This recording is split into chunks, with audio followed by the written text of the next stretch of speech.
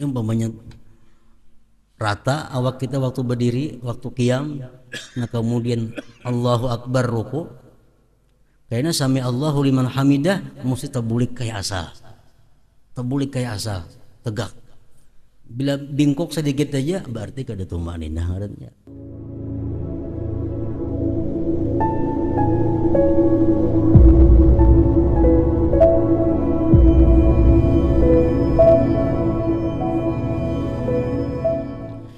Bismillahirrahmanirrahim. Alhamdulillahirabbil alamin. Wassalatu wassalamu ala asyrafil anbiya wal mursalin sayyidina maulana Muhammad wa ala alihi wa sahbihi ajma'in. Qala al-musannif al-imam Abu Hamid Muhammad bin Muhammad al-Ghazali rahimahullah wa nafa'ana bi ulumih.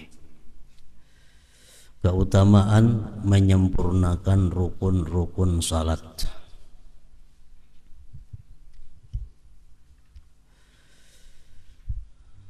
Nabi sallallahu alaihi wasallam bersabda, "Mathalus salatil maktubati kamathalil mizan, man awfa istawfa." Artinya, perumpamaan salat fardu adalah seperti perumpamaan timbangan.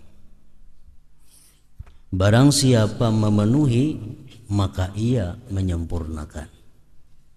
Maksudnya, barang siapa menyempurnakan akan timbangan itu, maka dia berhak mendapat ganjaran atau balasan yang sempurna juga.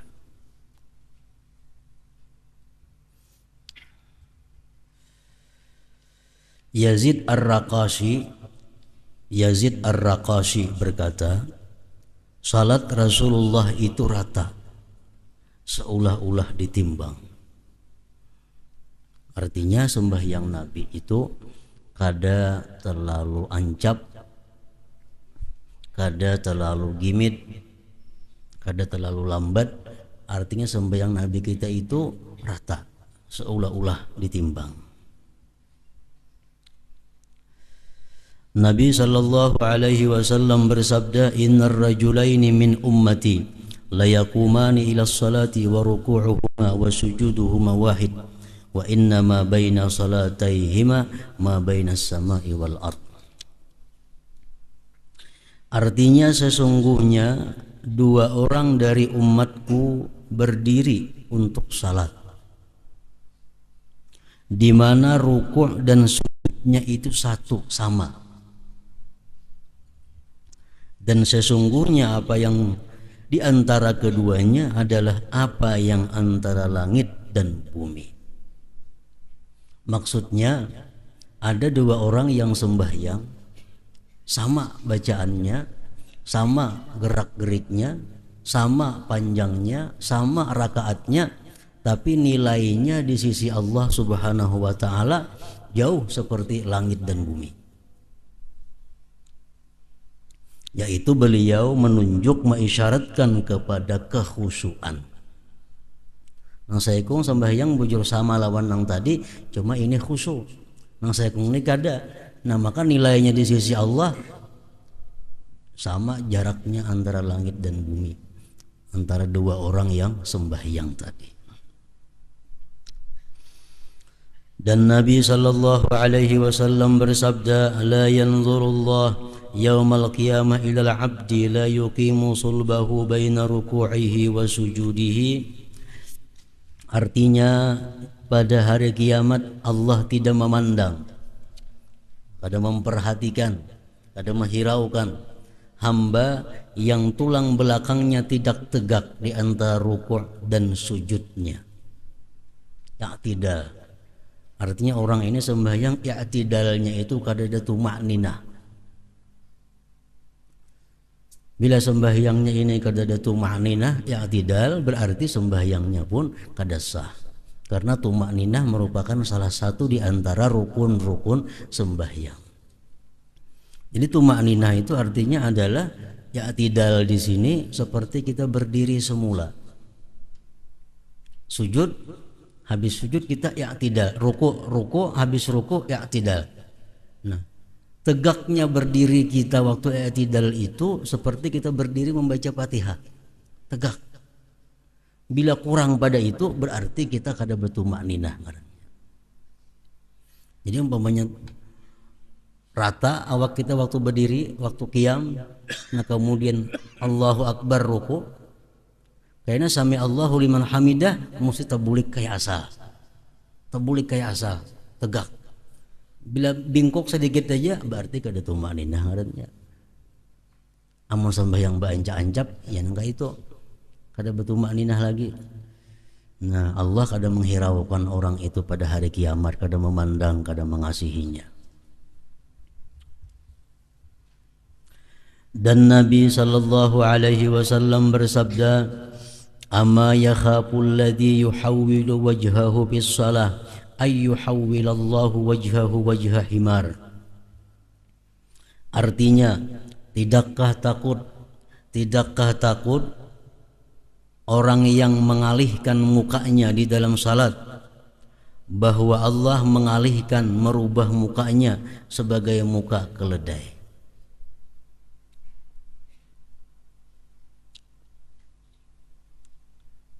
Maksudnya orang yang sembahyang itu menoleh ke kiri atau ke kanan. Sembahyang misalnya ada berbunyi nang apakah sebelah situ nah mencangangi, itu kada membatalkan sembahyang kalau sekali itu aja, cuma merusak akan kekhusyuan sembahyang, merusak akan nilai sembahyang.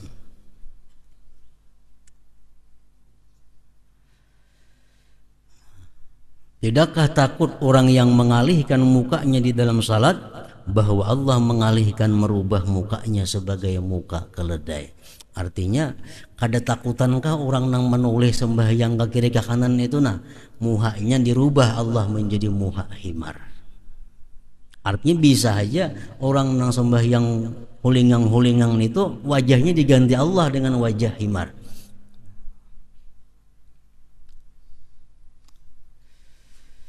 Dan beliau sallallahu alaihi wasallam bersabda, "Man shalla li waqtiha wa asbaga wudu'aha wa atamma ruku'aha wa sujudaha wa khusyu'aha arajat wa hiya bayda musbirah taqulu hafizakallah kama hafizani wa man shalla li ghairi waqtiha wa lam yusbik wudu'aha wa lam yutimma ruku'aha wa la sujudaha wa la khusyu'aha arajat wa hiya sauda muslimah taqulu dayya'akallah kama dayya'tani hatta idza kanat haitsu sya'allah luffat kama yulaffu thawbul khalaqu fayudlabu biha wajhuhu." Artinya barang siapa yang sembahyang dengan salat pada waktunya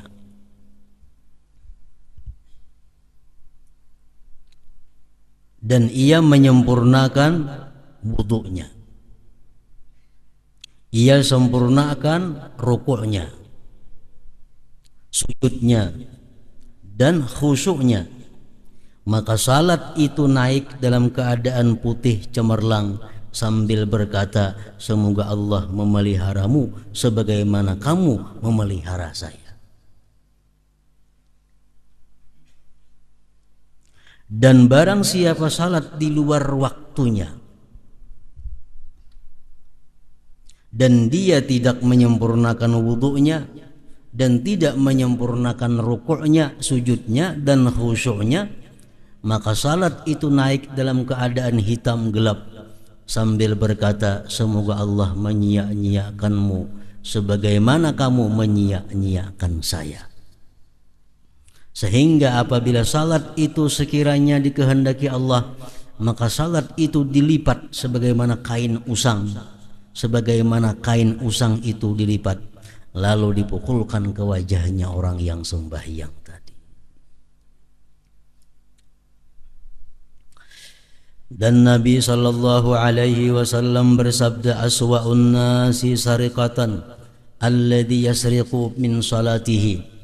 Artinya sejahat-jahat manusia mencuri adalah orang yang mencuri dari salatnya. Mencuri salat artinya apa? Kada batu ma'ninah.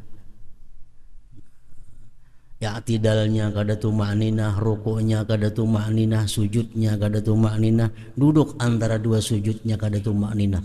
Nah, malakasi ma'ancapi sembahyangnya. Ibnu Mas'ud radhiyallahu dan Salman Ibnu Mas'ud radhiyallahu anhu dan Salman radhiyallahu anhu berkata, salat itu takaran. Barang siapa yang memenuhi maka ia telah menyempurnakan, dan barang siapa yang mengurangi takaran maka ia telah mengetahui apa yang difirmankan Allah mengenai orang-orang yang mengurangi takaran. Orang-orang yang mengurangi takaran diancam Allah dengan wailun lil mutaffifin, azab yang sangat bagi orang yang mengurangi takaran atau timbangan itu.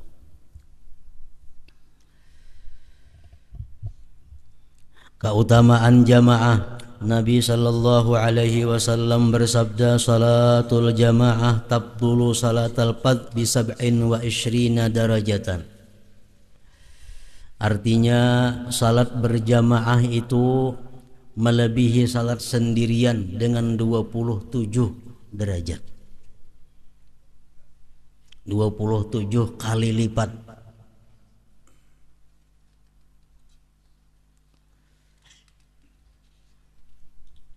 Jadi para ulama menyimpulkan banyak keuntungan-keuntungan yang didapat oleh orang yang sembahyang berjamaah daripada orang yang sembahyang sendirian itu. Antara lain mereka menyebutkan, pertama, al-masyu ilal masjid, berjalan ke masjid. Amun sembahyang di rumah sorangan kada dapat fadilatnya berjalan ke masjid itu. Nah, kalau berjamaah ada pahala berjalan ke masjid. Maka Rasulullah mengatakan berjalan ke masjid itu setiap langkahnya meninggikan derajat dan menghapuskan dosa. Makin jauh masjid yang dituju, makin afdal, makin banyak pahalanya artinya. Yang kedua, dukhulul masjid, masuk masjid. Masuk masjid dengan niat sembahyang berjamaah itu satu pahala. Amun sembahyang di rumah kada dapat itu. Yang ketiga, i'tikaf. I'tikaf di masjid ada pahalanya. Berdiam di masjid dengan niat i'tikaf pahala walaupun 5 menit. Namun di rumah kada kawa i'tikaf. Yang keempat, salat tahiyatul masjid. Kalau di rumah kada ada salat tahiyatul masjid. Di masjid kita dapat pahala tahiyatul masjid itu, walaupun kita kada memperbuat sembahyang tahiyatul masjid. Misalnya kita ke masjid, orang sudah tuntung azan, langsung sembahyang qabliyah, isya atau maghrib atau zuhur atau asar. Masuk masjid langsung sembahyang qabliyah karena orang sudah azan. Nah, sekaligus kita dapat pahala tahiyatul masjid. Walaupun kita kada sembahyang tahiyatul masjid, tapi dapat pahala tahiyatul masjid. Namun di rumah kada ada tahiyatnya. Yang kelima, fadilatnya orang sembahyang berjamaah itu ta'awun 'alat ta'ah, tolong menolong atas taat. Imam dengan makmum, makmum dengan makmum yang lainnya itu saling tolong menolong dalam ketaatan. Makin banyak orang yang datang berjamaah, makin banyak pahalanya. Nah, jadi dengan berjamaah itu kita dapat pahala wa ta'awanu 'alal bir, bertolong-tolong dalam kebaikan. Sampai yang sorangan di rumah kada ada menolong kepada taat. Yang keenam, sembahyang berjamaah itu ada intizarul jamaah, menunggu jamaah. duduk misalnya di masjid menghadang imam. Nah, selama duduk menghadang imam menunggu imam itu dihitung oleh Allah sembahyang. Dihitung oleh Allah sembahyang. Jadi kita menunggu imam seperempat jam hanya datang. Seperempat jam itu walaupun kita duduk biasa aja dihitung oleh Allah pahalanya sama dengan pahala sembahyang. Nah, di rumah kalau dapat pahala itu. Yang ketujuh, orang sembahyang berjamaah itu istighfarul malaikat, dapat istighfar dari malaikat. Malaikat memintakan ampun kepada Allah terhadap orang-orang yang sembahyang berjamaah. Malaikat memintakan ampun. Dan bila malaikat memintakan ampun pasti diampuni oleh Allah. Sembahyang di rumah ada dapat istighfar malaikat. Yang kedelapan, syahadatul malaikat. Malaikat menyaksikan nanti pada hari kiamat bahwa Fulan bin Fulan ini adalah ahli masjid, Fulan bin Fulan ini ahlinya langgar karena dia aktif sembahyang berjamaah di langgar atau masjid.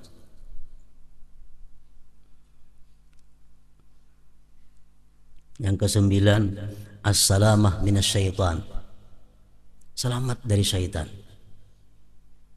Karena begitu orang kamat syaitan buka sampai ke mana suara kamat itu kada terdengar lagi.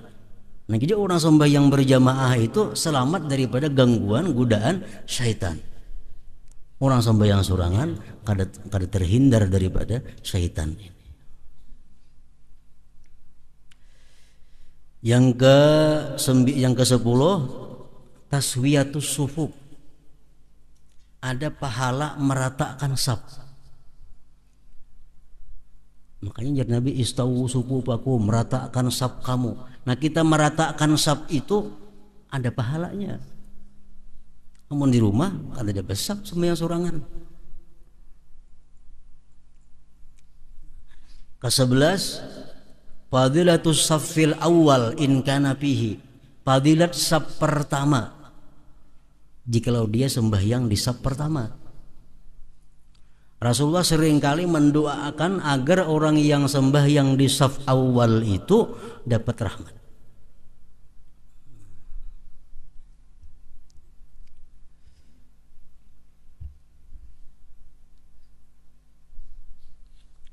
Fadilatus saffil awal, fadilat saf pertama. Sembahyang sorangan kata dia besar.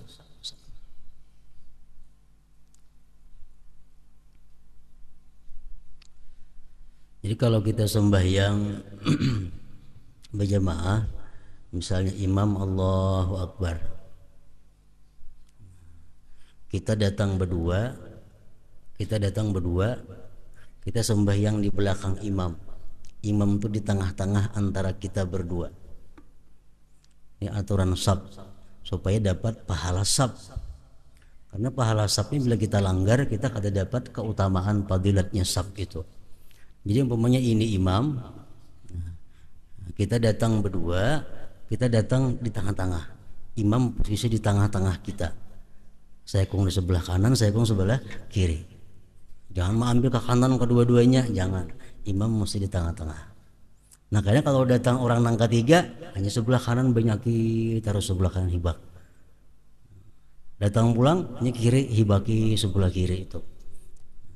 Lalu hibak saf pertama. Datang orang, kemana bandak orang yang datang nang saya kong ini? Di belakang imam, ambil ke kanan sedikit. Jangan dibungkus sebelah kanan sana sembahyang kejauhan pada imam. Jadi sebelah kanan tapi di belakang imam. Nah, kayaknya datang selanjutnya terus diulah nang ke sebelah kanan dahulu, hibak hanyar nang sebelah kiri. Itu aturan saf. Di mana kada ditepati ini tuh kada dapat pahala saf. Misal saf pertama hibak, datang kita sorangan ke hujung sebelah kanan sana sorangan sembahyang, kada dapat pahala saf karena menyalahi aturan saf. Yang ke-12, idraku takbiratil ihram ma'al imam. Ada pahala memperdapati takbiratul ihram beserta imam. Artinya kalau kita mendengar takbiratul ihram imam dan kita berada di belakang imam, itu pahala tersendiri. Dapat pahala tersendiri. Yang ke-13 keutamaan sembahyang berjamaah itu adalah al-amnu minas sahwi ghaliba. Aman daripada lupa kebiasaannya, kebanyakannya. Kalau sembahyang sorangan itu bisa rancak lupa 2 rakaat kah, 3 rakaat kah. Nah kalau sembahyang berjamaah jarang itu ada. Aman daripada kelupaan. Yang ke-15, yang ke-14 husulul khusyuk. Sembahyang berjamaah ini hasil khusyuk. Kalau sembahyang seorangan belum tentu khusyuk. Nah maksudnya adalah kalau kita misal di dalam musalla atau masjid itu ada 50 orang. 50 orang ini satu yang khusyuk. 49-nya kadang khusyuknya. Satu aja nang khusyuk. Nang satu nang khusyuk ini akan memberikan berkah kepada yang lainnya sehingga menjadi khusyuk semua dinilai oleh Allah Subhanahu wa taala. Nah, ini untungnya sembahyang berjamaah. Amunnya seorangan belanja khusyuk, ya khusyuk belah kada membantu. Yang ke-15 tahsinul hay'ah. Sembahyang berjamaah itu antara lain pula keutamaannya adalah membaguskan keadaan. Kalau kita sembahyang di rumah seorangan bebarang aja, kada kayak sembahyang berjamaah, bajunya bagus, tapihnya bagus, semuaan bagus, meminyak harum kadang-kadang hendak ke masjid. Sembahyang seorangan bisa kada taatur itu. Nah, keutamaan sembahyang berjamaah. Yang ke-16 irghamus syaitan, menghinakan syaitan. Orang berduyun-duyun kampung ke masjidan sembahyang, syaitan merasa hina, syaitan merasa terkalahkan, menghinakan syaitan. Yang ke-17 as-salamah minan nifaq, selamat daripada kemunafikan. Rasulullah mengatakan orang munafik kada akan bisa sembahyang berjamaah isya dan subuh. Dengan adanya berjamaah terhindar daripada kemunafikan. Yang ke-18 raddus salam alal imam. Orang sembahyang berjamaah itu menjawab salam imam. Kan imam assalamualaikum warahmatullah, assalamualaikum warahmatullah. Kita yang di belakang assalamualaikum warahmatullah, menjawab salam imam. Sambil sorangan keadaan itu. Yang ke-19 izharu syiaril Islam, menampakkan syiar Islam. Berpahala juga. Yang ke-20 izalatut tuhmah, menghilangkan sangka-sangka. Mungkin kita sembahyang di rumah aja kada sing kalanggaran. Itu sangka orang kena kada baik. Sembahyang juga si anu kada tali lihat kalanggar. Amang sembahyang sako si anu itu bulan bin bulan itu kada pernah baik kalanggar turun. Nah, menghilangkan sangkaan itu kalau kita berjamaah hilang sangkaan itu. Orang selamat artinya.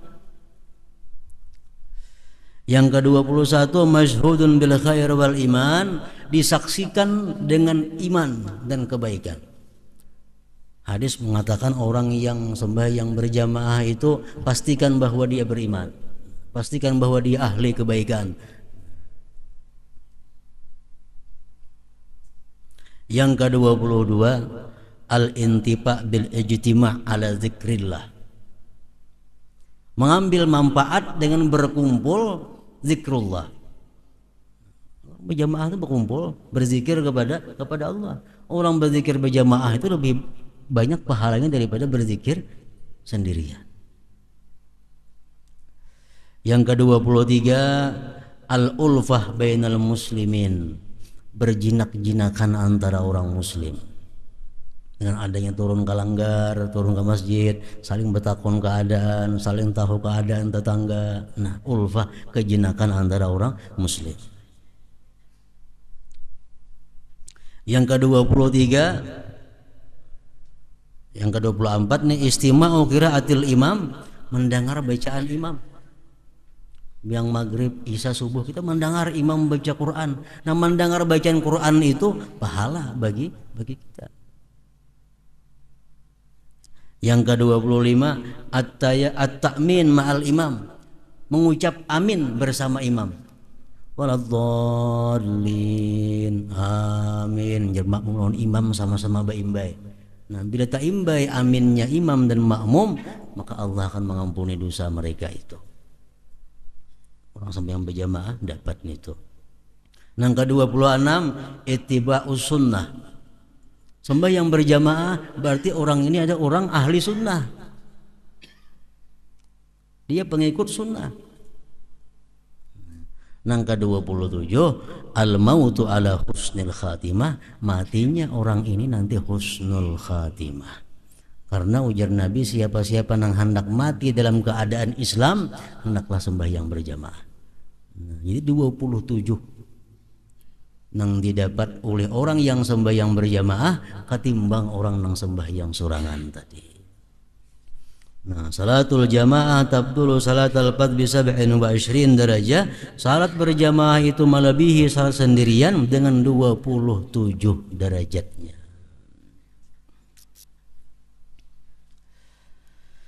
Abu Hurairah meriwayatkan bahwasanya Nabi sallallahu alaihi wasallam merasa kehilangan beberapa orang pada sebagian salat. Lalu beliau bersabda, laqad hamamtu an amura rajulan yusalli bin nasi summa ukhalifa ila rijalin yatakhallafuna anha fa uharriqa buyutahum. Artinya, sungguh aku berkeinginan, ujar Nabi, untuk memerintahkan seseorang laki-laki untuk salat dengan manusia. Kemudian aku berpaling kepada orang-orang yang ketinggalan daripadanya, lalu aku bakar rumah-rumah mereka. Ya Nabi, aku ada rencana, karena begitu kamat, yang lain kusuruh jadi imam. Aku mengontrol masyarakat yang kada berjamaah. Siapa kada berjamaah, aku bakar rumah mereka. Dan dalam riwayat lain, summa ukhalifa ila rijalin yatakhallafuna anha fa amara bihim fatuharraku alaihim buyutuhum bihazmil hadabi walau alima ahaduhum annahu yajidu azman saminan aw marmataini la syahidaha, yakni salatal isya. Artinya, kemudian aku berpaling kepada orang-orang yang bertinggal daripadanya sembahyang berjamaah, lalu aku menyuruh mereka, lalu rumah-rumah mereka dibakar dengan seikat kayu bakar. Dan seandainya seorang dari mereka mengetahui bahwasanya ia mendapat tulang yang gemuk atau 2 buah delima, niscaya ia menghadirinya, yakni salat isya itu. Utsman radhiyallahu anhu berkata dengan marfu', man syahidal isya faka'annama qama nisfa lailah wa man syahida subha faka'annama qama lailah. Artinya, barang siapa yang menghadiri sembahyang isya berjamaah, maka seolah-olah ia mendirikan setengah malam, beribadah setengah malam. Dan barang siapa yang menghadiri subuh, maka seolah-olah ia mendirikan beribadah 1 malam. Orang nih isya berjamaah, subuh berjamaah, itu sudah dianggap orang ini menghidupkan malam dengan ibadah. Sudah dianggap menghidupkan malam dengan ibadah. Dan Nabi sallallahu alaihi wasallam bersabda, man shalla salatan bi jama'atin faqad mala'a nahrahu ibadatan. Artinya, barang siapa yang salat dengan berjamaah, maka ia telah mengisi lehernya dengan ibadah, memenuhi badannya dengan ibadah. Artinya, kenapa? Karena semuaan beribadah. Orang sembahyang berjamaah itu mata jangan kepasahapan, ibadah. Telinga mendengarkan bacaan imam, semuaan gerak-geriknya adalah ibadah. Man shalla salatan bi jama'atin faqad mala'a nahrahu ibadatan. Artinya, barang siapa yang salat dengan berjamaah, maka ia telah mengisi lehernya dengan ibadah. Nah, keutamaan sembahyang berjamaah tadi dan ancaman-ancaman bagi orang nang kada sembahyang berjamaah itu ditujukan untuk kaum laki-laki yang balik, berakal, merdeka, sihat. Bagi kaum perempuan kada diancam dengan sedemikian ancaman kalau kada sembahyang berjamaah. Dan menurut para ahli fikih bahwa perempuan-perempuan itu alangkah baiknya mereka mendirikan jamaahnya di rumahnya masing-masing. Itu paling baik. Lebih ganal pahalanya daripada umpat ke masjid atau kelanggar ke musalla. Dalam kitab banyak kitab-kitab fikih mengatakan demikian. Jadi bini-bini misalnya di rumah, umahnya jadi imam, anak bini-bininya jadi makmum, nang menggandingi di rumah jadi makmum, sembahyang berjamaah di rumah. Lebih abdal itu daripada umpat ke masjid berjamaah atau turun ke langgar berjamaah. Terutama apalagi kepada perempuan-perempuan nang masih muda. Itu menurut hukumnya. Amun nak mencari ganal pahala, sembahyang di rumah aja berjamaah, kada usah ke masjid. Cukup nang ibunya jadi imam, nang anak-anak biniannya mah ikut di belakang, sudah berjamaah ngarannya. Nabi Abdal itu.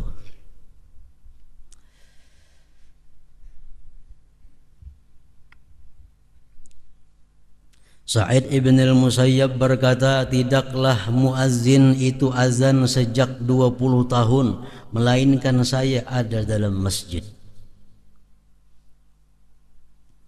Artinya orangnya menunggu waktu, belum lagi azan sudah duduk di masjid. Muhammad bin Wasi' berkata, saya tidak ingin kepada dunia kecuali 3 hal, yaitu saudara. Sesungguhnya jika saya bingkok maka ia meluruskan saya. Aku nak pengen hidup dalam dunia ini masih karena ada 3 hal. 1, kawan yang membimbing aku. Bila aku salah menegur, bila aku bujur mendukung. Makanan pokok dari rezeki yang berlebih dengan berlebih tanpa berbuat keburukan. Makanan pokok yang didapat dari rezeki yang halal tanpa menimbulkan kejahatan. Dan salat dalam berjamaah yang menghilangkan kelupaannya daripadaku dan dicatat keutamaannya bagiku. Sembahyang berjamaah nang sudah kada ingat lagi berapa kali jumlahnya, tapi di sisi Allah tercatat hitungannya. Dan diriwayatkan bahwasanya Abu Ubaidah ibnul Jarrah pada suatu kali mengimami suatu kaum. Ketika ia pergi, ia berkata, syaitan senantiasa padaku tadi sehingga ditampakkan bagi saya bahwa saya mempunyai keutamaan atas orang lain. Saya tidak menjadi imam lagi selamanya. Kenapa? Karena untuk mengalahkan syaitan itu.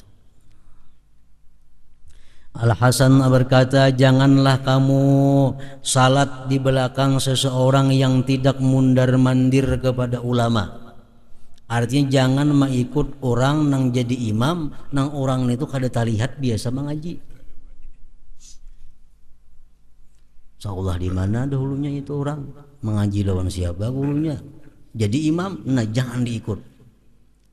Ikuti imam nang kita tahu bahwa itu orang yang berilmu. An-Nakhai berkata, perumpamaan orang yang mengimami manusia tanpa ilmu adalah seperti orang yang menakar air di laut, ia tidak tahu tambahnya daripada kurangnya.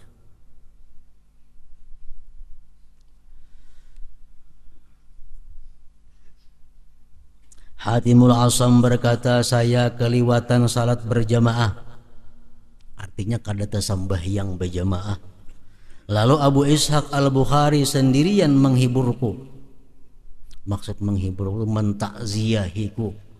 Mentakziahku artinya memberikan ucapan bila sungkawa kepadaku.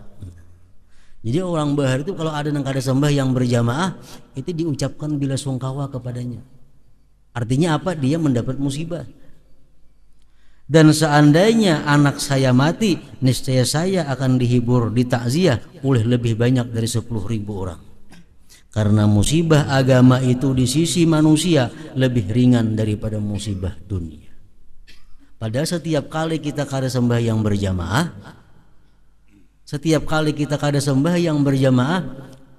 tanpa uzur menunjukkan bahwa kita ada melakukan satu dosa.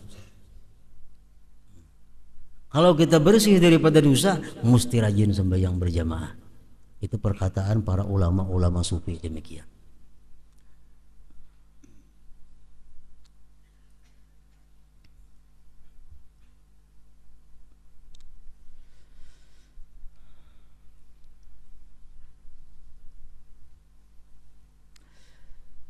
Ibnu Abbas radhiyallahu anhuma berkata, barang siapa mendengar panggilan suara azan dari muazzin lalu ia tidak memperkenankan, maka ia tidak menghendaki kebaikan dan kebaikan tidak menghendakinya.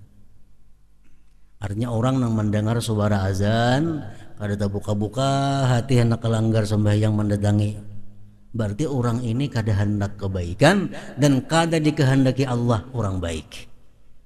Kebaikan ini kada hendak, Allah kada menghendakinya menjadi orang yang baik.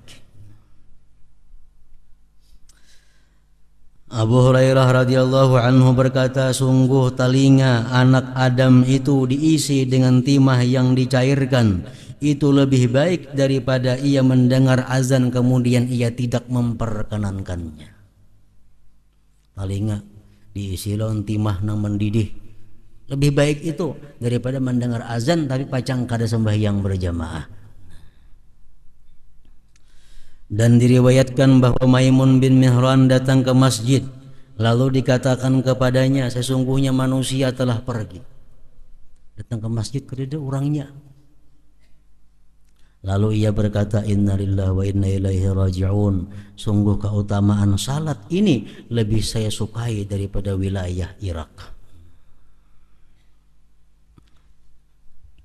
Dan Nabi sallallahu alaihi wasallam bersabda, man shalla arba'ina yawman fi jama'atin la tafutuhu biha takbiratul ihram kataballahu lahu bara'ataini, bara'atan minan nifaq wa bara'atan minan nar. Artinya barang siapa yang salat 40 hari dengan berjamaah yang padanya tidak ketinggalan takbiratul ihram imam, maka Allah mencatat baginya 2 keterlepasan, yaitu keterlepasan daripada munafik dan keterlepasan daripada neraka. 40 hari berjamaah kada boleh perai, dan selalu ada di belakang imam. Begitu imam Allahu Akbar, artinya kada masbuk. Nah, kawa 40 hari demikian, orang ini dijamin kada akan masuk neraka dan kada akan menjadi munafik. Dan dikatakan bahwasanya pada hari kiamat suatu kaum dikumpulkan di mana wajah mereka seperti bintang yang gemerlap. Lalu malaikat bertanya kepada mereka, apakah amal-amal kalian? Mereka menjawab, kami apabila mendengar azan maka kami berdiri bangkit untuk bersuci. Kami tidak disibukkan oleh lainnya. Bila orang bang, ampih begawi, baudu, bersuci untuk mendatangi sembahyang berjamaah. Itu di hari kiamat, karena wajah mereka seperti bintang. Kemudian dikumpulkan sekelompok orang yang wajah mereka seperti bulan. Setelah ditanya, mereka menjawab, kami berwudu sebelum masuk waktu. Belum masuk waktu sudah ampih begawi, sudah berwudu. Kemudian dikumpulkan sekelompok orang yang wajah mereka seperti matahari. Lalu mereka mengatakan, kami mendengar azan di masjid. Artinya apa? Orangnya sebelum azan sudah berada di masjid. Dan diriwayatkan bahwasanya ulama salaf, ulama-ulama yang terdahulu itu takziah, mengucapkan bila sungkawa, artinya turut berduka cita kepada diri mereka sendiri selama 3 hari apabila mereka ketinggalan takbiratul ihram imam. Dan mereka takziah, mereka bersedih 7 hari apabila mereka ketinggalan berjamaah. Nah, jadi kembali tadi bahwa sembahyang berjamaah ini dituntut hukumnya sedemikian itu bagi kaum laki-laki. Kaum bini-bini tadi lebih baik berjamaah di rumah. Nah, lalu andai kata misalnya si bini-bini ini kata kawan di rumah atau kata yang bisanya jadi imam, mana baiknya sembahyang di rumah sorangan masing-masing atau umpat berjamaah ke masjid? Di rumah bini-bini tak kumpul, cuma kadang bisa jadi imam. Atau saingannya bini-bininya di rumah. Mana baiknya sembahyang sorangan atau ke masjid? Nah, pendapat para ulama-ulama fuqaha mengatakan demikian perinciannya. Pertama, kalau perempuan itu orangnya ajuz. Ajuz itu tuha, artinya 60-an ke atas sudah umur. La yustaha, kata dikapingini orang lagi. Ajuzun la yustaha, tuha kada dikapingini orang lagi. Ke masjid sembahyang berjamaah lebih baik daripada sorangan. Tapi kalau perempuan ini masih syabah, masih muda, atau zatil hay'ah, punya keadaan-keadaan yang bisa menggoda laki-laki, lebih baik sembahyang di rumah daripada sembahyang berjamaah walaupun saurangan sembahyang di rumahnya. Nah, itu hukum fikih. Bini-bini yang masih muda atau bini-bini yang setengah baya masih punya hay'ah, yang masih bisa dikapingini orang, ini lebih baik sembahyang di rumah saurangan daripada turun ke masjid berjamaah. Itu hukumnya. Jadi mau nak mencari pahala banyak di rumah ya sembahyang sorangan. Lalu bila ada perempuan-perempuan yang muda ini sembahyang berjamaahan juga umpat ke masjid, nah ini perempuan salah mencari pahala. Berarti ada anak pahala yang banyak. Perempuan yang setengah baya, yang masih dikehendaki orang, masih dikapingini orang, lebih baik sembahyang di rumah walau sorangan. Nah, bila ini sembahyang ke masjid juga umpat, berarti ini kada hendak pahala nanggana. Berarti ada untingan lain di masjid, nah apa kada tahu dicarinya. Kenapa? Kalau mencari pahala di rumah aja sembahyang, lebih banyak pahalanya, lebih besar pahalanya. Nah, apa dicari? Perlu dicurigai itu. Perlu dicurigai. Berarti orang ini kada mencari pahala. Kalau mencari pahala sembahyang di rumah. Nah, kemudian keutamaan sujud.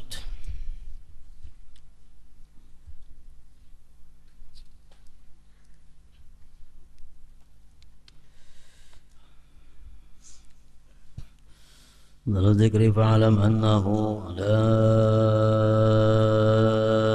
ilaha illallah Muhammadur Rasulullah la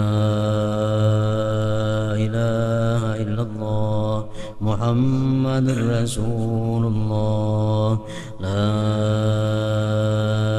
ilaha illallah Muhammadur Rasulullah la ilaha illallah la ilaha illallah la ilaha illallah la ilaha illallah la ilaha illallah Allahu Allah Allahu Allah Allahu Allah Allahu Allah Allahu Allah Allahu Allah Allahu Allah Allahu Allah Allahu Allah Allahu Allah Allahu Allahu Allah la ilaha illallah Muhammadur Rasulullah la ilaha illallah محمد رسول الله لا إله إلا الله محمد رسول الله لا إله إلا الله الفاتحة.